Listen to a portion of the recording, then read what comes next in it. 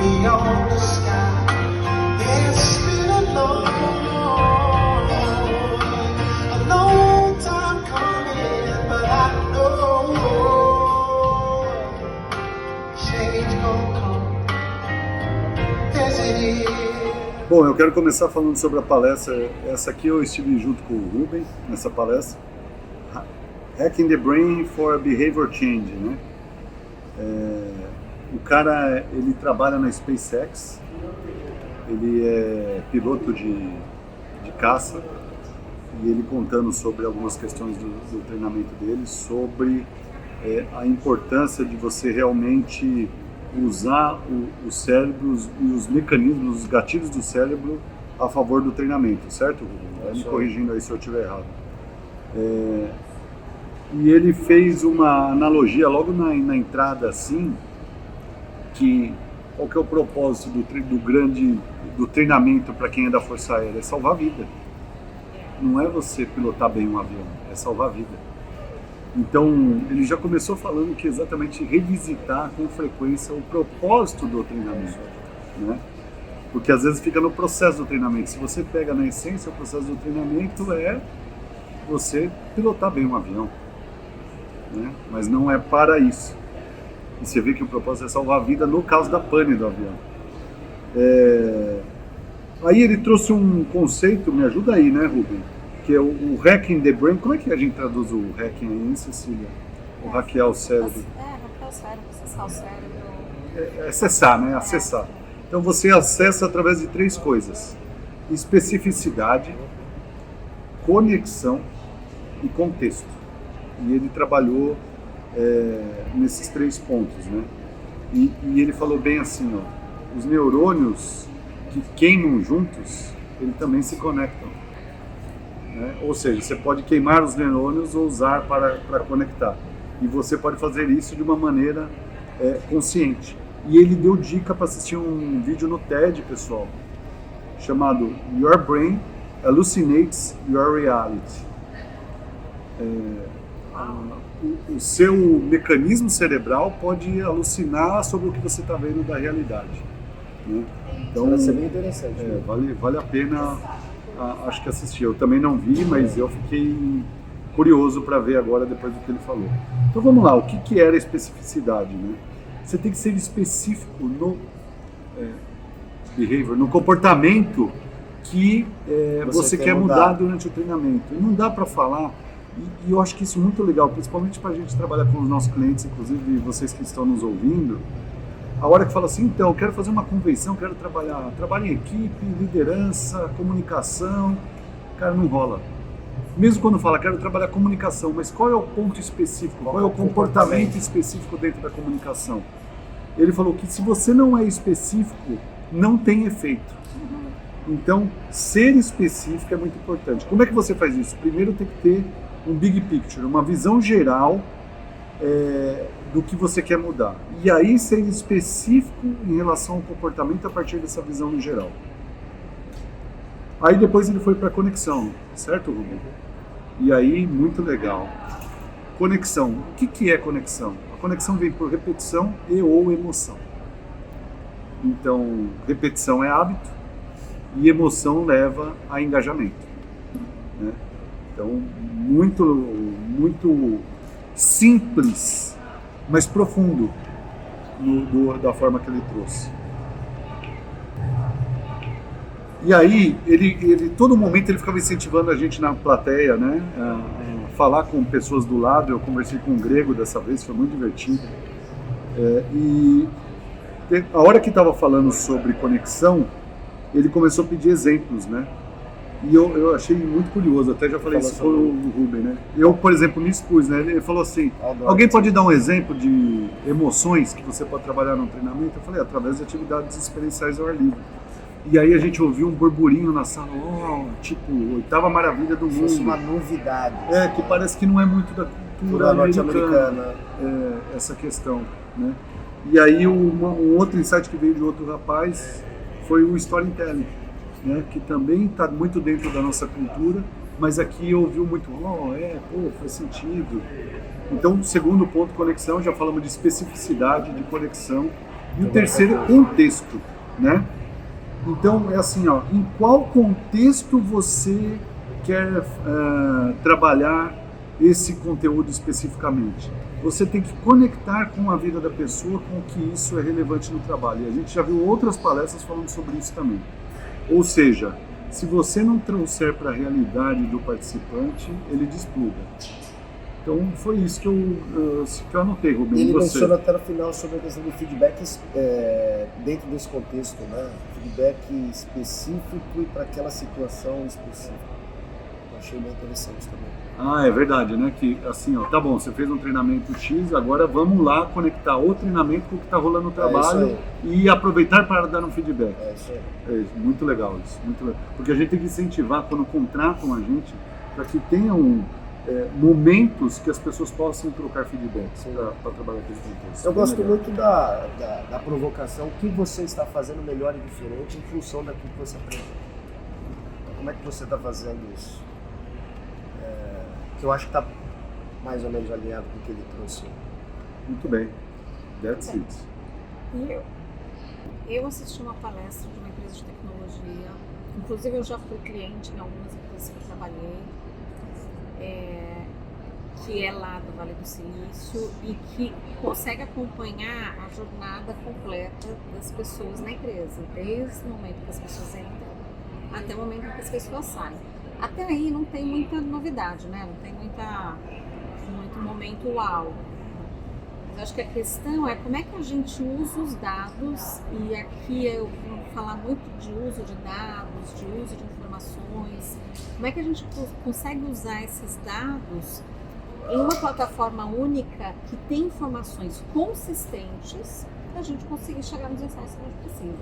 Porque qual que é o problema de não ter uma plataforma única? A gente começa a picar informação que muitas vezes não tem o mesmo tipo de pergunta, não vai atrás do mesmo objetivo, que pela própria forma de formular perguntas diferentes, porque está em plataformas diferentes, traz outros tipos de resposta. Então, às vezes a gente, quando tem muita informação de muita plataforma diferente, a gente não consegue ter consistência da informação. E aí, obviamente, as decisões que a gente toma quando a gente está apoiando o time de RH, etc., podem ser decisões equivocadas. Então, eu acho que esse insight é legal, né? De onde a gente está buscando os dados, qual é a consistência desses dados, qual é a consistência da pergunta que a gente está fazendo para conseguir analisar de fato os dados que a gente precisa. Então, acho que esse foi a grande chamada dessa palestra que eu assisti. Então, na verdade, eu acho que o caminhar, pelo que você está relatando, é buscar um provedor único. É buscar um provedor único, que seria o mundo ideal, mas se não der para buscar um provedor único, é ter consistência no que você vai perguntar e no que você vai analisar. Porque às vezes você pergunta a mesma coisa de formas diferentes e isso me traz resultados diferentes. Então a própria comparação, por exemplo, da mesma pergunta em uma plataforma que gera uma experiência X e outra plataforma um semestre depois que gera uma experiência Y, pode enviesar a análise. A experiência na hora de responder também.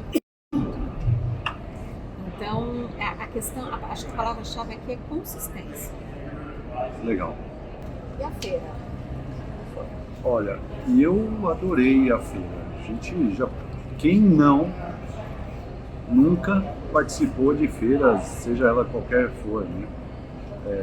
Feira do livro, feira dos brinquedos, feira de qualquer coisa. Todo mundo já participou de uma feira na vida, né? E o que é uma feira? É um grupo de estandes com um acesso gigante a informações. Mas aqui, no caso que a gente está num contexto profissional, a gente veio para duas questões específicas. Para buscar novas oportunidades de negócio. Sim. E aí eu somo com fazer potenciais parcerias ou ter insights. E outra é buscar questões que se defrontam e falam, cara, eu nunca parei para pensar nisso. E eu acho que de alguma forma a gente viu os dois, né? Então acho que a gente pode começar a falar sobre isso. O que a gente viu de diferente aí?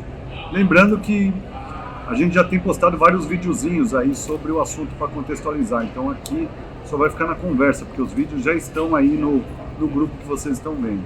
Então vamos lá, Rubem, o que te chamou a atenção? Bom, hoje o que mais me chamou a atenção na Expo foi aquela empresa com aquele material todo do Team Building.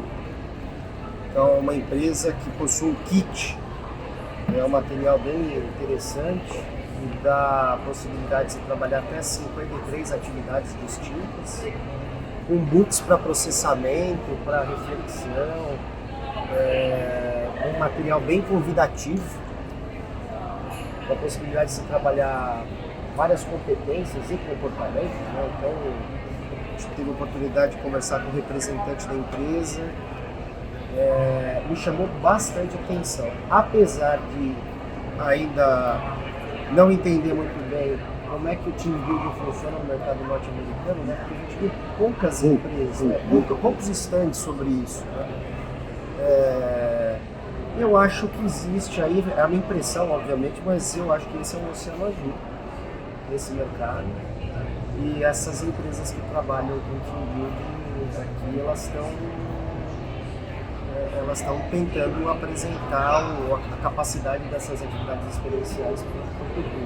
E eu pego um gancho do que o Rubem está trazendo, galera. Teve várias palestras que falou sobre questões emocionais, socioafetivas, conectar com a realidade. A gente acabou de falar disso, de uma palestra que a gente viu outras também no mesmo contexto, e o Team Build ele tem muito essa característica. Então, uma coisa que a gente percebeu aqui, a primeira empresa de Team Build que eu apareci no stand, ele me olhou e falou assim: o que você acha que a gente faz? Eu falei: essa pergunta para mim é fácil, porque eu faço a mesma coisa que você no Brasil. Eu falei: então o que é? Ele falou: vocês fazem Team Build? Ele falou: não, senhor. Nós ajudamos a desenvolver o capital humano e o potencial humano através de atividades experienciais. Então, eles fortalecem muito o propósito no que eles estão fazendo, e eu acho que nós, que somos responsáveis por treinamento da empresa, ou temos papéis de liderança, a gente precisa revisitar o potencial e toda a capacidade que as atividades experienciais podem trazer para ampliar a capacidade de aprendizagem das pessoas. Então não é que ele, de novo, é um salvador, não é a bala de prata, mas ele está dentro de um contexto. Então, parar com aquela contextualização que ficou durante anos, que vamos lá fazer um treinamento de abraçar árvore porque está todo mundo cansado no escritório. Não, não é isso não. Tanto é que a chamada dessa empresa era Team Building para o que realmente interessa, né? Exatamente. Era alguma coisa assim. Chamou atenção. E você, Ceci? Olha, eu vi muita empresa de learning oferecendo soluções integradas de learning. Eu acho que depois da pandemia, que foi quando, eu acho que sempre teve, né? Sempre teve. Desde que começou o e-learning, sempre teve muita empresa, mas acho que depois que teve a pandemia, teve um boom, porque era um canal que tinha para as pessoas aprenderem, né?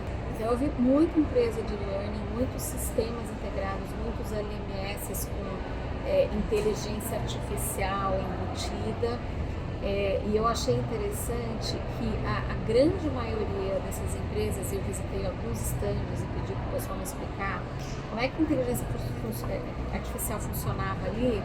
A grande maioria me falou: está funcionando, mas ainda não está no ponto que a gente precisa, porque é uma máquina que aprende, uma learning machine. Uhum.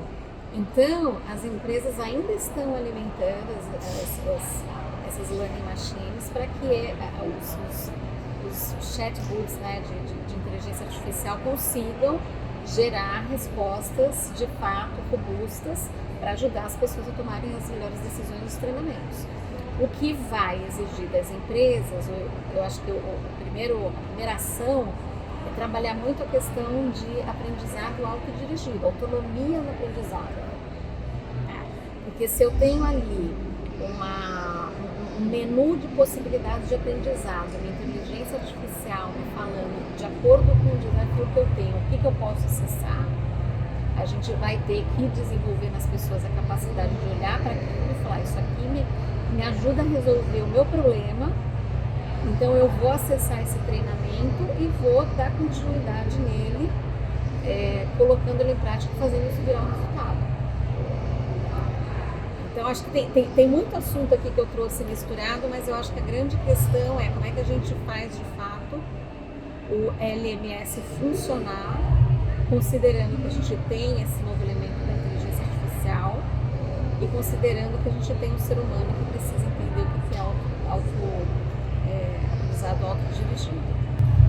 Tem um outro ponto que eu vi nos estandes começando a aparecer, mas eu sinceramente vou puxar a brasa para a nossa sardinha na NH Consult, através da parceria que a gente está fazendo com a Vivani, é que começa a falar mais fortemente sobre questão de saúde do colaborador, inclusive com assessments para a saúde do colaborador, mas ainda de uma maneira muito sutil. Não vi isso de uma maneira forte. Eu vi melhor nas palestras, mas eu não vi nos expositores isso. Então eu acho que é um campo realmente para todo mundo que está aí conectado com a gente, nos assistindo agora, pensar sobre isso, que realmente esse é o futuro que já chegou. E aí, a gente volta no primeiro dia da palestra da Brand, e as pessoas não estão com burnout porque elas estão com excesso de trabalho. Elas estão com burnout porque elas não estão vendo O impacto que elas estão fazendo. Aliás, para mim esse é o marco, né? Depois a gente pede para o Rafa colocar. Nós três concordamos que essa foi o mantra do encontro, né? Que foi muito legal desde o primeiro dia. Outra coisa que para mim foi um paradoxo é que falou em muitas palestras a questão que os simuladores tem que estar muito próximo do mundo real. E eu vi muitos simuladores na prática nos estandes que é default, né? Que assim, você tem que forçar uma barra. Então, tá vendo? Esse plugzinho que você está colocando aqui é igual que você faz lá na tua empresa, tal. Então, a pessoa tem que abstrair. Até mesmo ontem na palestra de realidade virtual, a coisa fica meio, né? Exato, né? Mais um gancho que você me deu, né? A gente tá vendo muito, a gente viu alguns estandes sobre VR, mas é muito, por exemplo, hard skill. Mas nós, na MH, a gente está levando para o CBT desse ano, então quem puder apareça lá, que nós vamos, através do VR, nós vamos trabalhar uma soft skill via neurociência. Então, segue um spoiler aqui, mas visita a gente no stand. Muito bem, até daqui a pouquinho. Até. Já está até gravando, gente. Você tá brincando de novo? É que eu acho que para que... Não, os caras vão achar que é forçado esse negócio. É o meu telefone. Só acontece isso no meu telefone. Né? Não, mas... Cara, eu preciso do meu papel. Peraí. Não deleta não, depois o Rafa se vira com isso.